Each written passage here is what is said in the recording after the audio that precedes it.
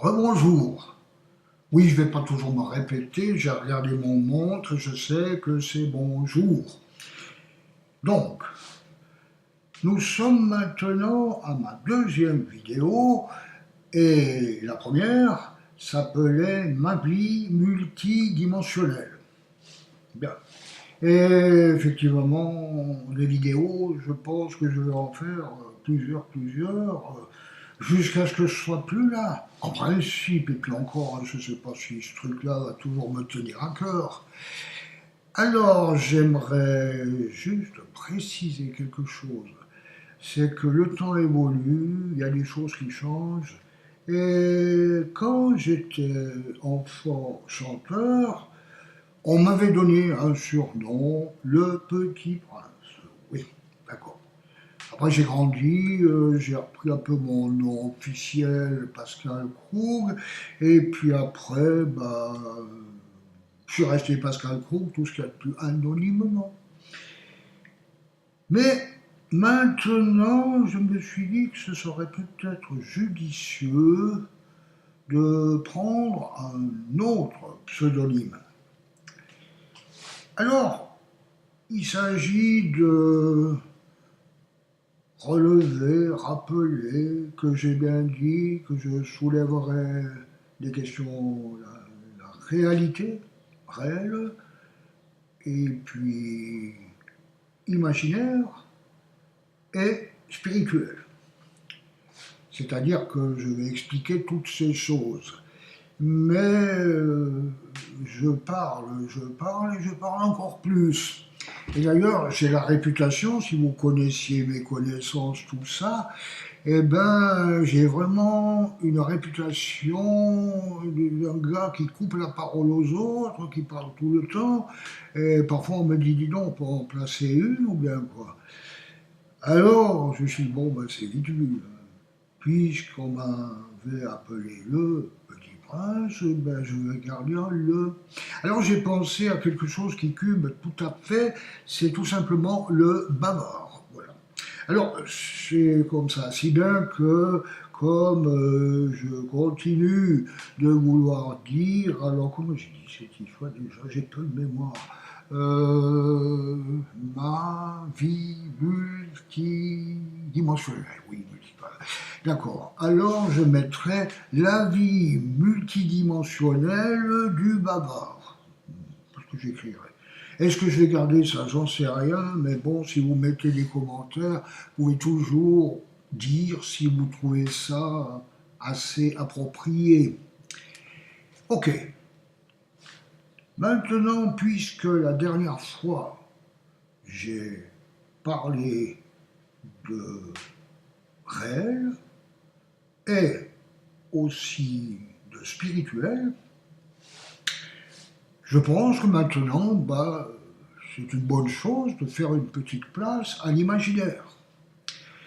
Effectivement, mon imaginaire, je l'ai dit, c'est quelque chose qui me plaît beaucoup. Quand j'étais enfant, c'était vraiment mon dada. J'aime beaucoup planer, imaginer tout. Et alors, je pense qu'il est bon que je vous dise que quand j'étais petit, d'ailleurs même encore plus petit que petit, parce qu'à ce moment-là, j'étais encore un foetus, un grand foetus. Mais, bien sûr que mes parents savaient très bien qu'il y avait quelqu'un qui allait venir. Alors là, mon père, déjà là, avait décidé de collectionner les Mickey Magazines pour moi. Si bien qu'il les achetait toujours, et voilà. Moi, je ne le savais pas encore, forcément. Alors, après, quand je suis né, eh ben, j'ai continué de grandir, parce que c'est ainsi qu'il convient de faire pour un nouveau-né. Et puis, quand je suis arrivé aux environs de 6, 7 ans, que j'ai commencé à pouvoir lire, eh bien, on m'a donné tous ces Mickey Magazines qui restaient, enfin, qui avaient été récoltés. Et moi, j'ai pris connaissance, et là, je découvrais Mickey, je découvrais Donald, tout ça, forcément. Mais seulement, il y avait aussi des contes, vous savez, tous ces histoires qui ont donné des grands films, des longs métrages de Walt Disney tirés de contes divers. Alors moi, je les avais bien repérés. Il y avait Blanche-Neige, il y avait La Belle au bois dormant, il y avait Pinocchio, il y en avait tout plein. Seulement le truc, c'est que parmi toutes ces histoires-là, il y en a une qui m'a vraiment intrigué, qui m'a vraiment frappé, même fasciné. C'était l'histoire d'Alice au Pays des Merveilles. Là, vraiment, ça m'a fasciné. Et il faut dire que mon père, j'étais un peu fâché contre lui. Parce qu'un jour, comme ça, au milieu, il a arrêté de les acheter, ces Mickey. Si bien que j'ai pu suivre le début jusqu'à peu près au milieu de l'histoire, et tout à coup c'était mis à suivre, et puis il n'y avait plus le numéro. J'ai pas tant apprécié. Mais alors, heureusement, beaucoup plus tard, justement pendant la période où je chantais, il y a un ami qui était plus grand que moi et tout ça, qui a pu dénicher un album du Mickey Magazine de l'époque. Alors là, j'ai pu découvrir la suite de quand Alice était dans le jardin des fleurs, etc., et qu'elle rencontrait la chenille. Je ne la connaissais pas.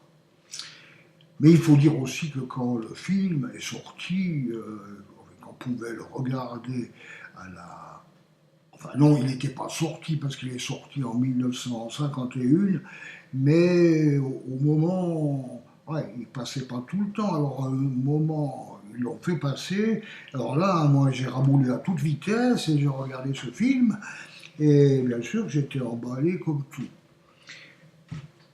Alors, c'est cette histoire. Après, j'ai voulu en savoir un peu plus, pas seulement sur l'histoire, mais l'histoire de l'histoire. Parce qu'effectivement, il y a beaucoup d'histoires, ou des films qui ont leur histoire. Notamment le Potemkin, là, le cuirassé Potemkin. Il a toute son histoire, celui-là. Parce que d'abord, il était interdit par les premiers, là. Oui, les tsaristes. Quand il y a eu la révolution, alors après, ce sont les communistes qui l'ont interdit. Et puis plus tard, ils ont laissé couler, ils ont dit bon, bah tant pis. Hein. Alors ça veut dire que l'histoire du cuirassé Potemkin, eh bien, est là son histoire. Alors pour le film, l'histoire d'Alice au Pays des Merveilles, il a aussi son histoire. D'abord, soulignons-le, ça n'est pas un conte de fées comme tous les autres.